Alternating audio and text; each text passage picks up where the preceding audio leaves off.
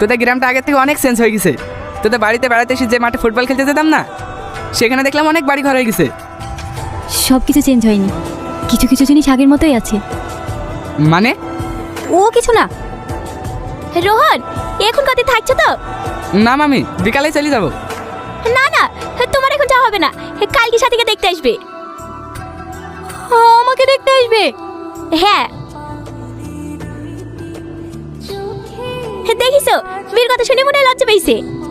তোমার মাকে ফোন করে বলে দাও কালকে যেন সকাল সকাল চলে আসে। ঠিক আছে মামি। কি রে, একা একা বসে কি করছিস? কি রে সাথী, কাঁদছি কেনে? ও কিছু না, এমনি। কি হয়েছে আমাকে বল, কেউ কিছু বলিস তোকে? না ভাবি। তাহলে তুই কাঁদছি কেনে? আমি এমনি করবো না ভাবি, আমি একজনকে ভালোবাসি। কাকে? রোহনকে। রোহনকে?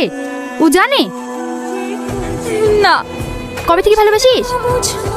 ছোটবেলা থেকে। ওকে বলবো বলবো করে আমি ভয় বলতে পারিনি। ভাবি, তুমি একটু আব্বাকে বলো না, আমি বিয়ে করবো না।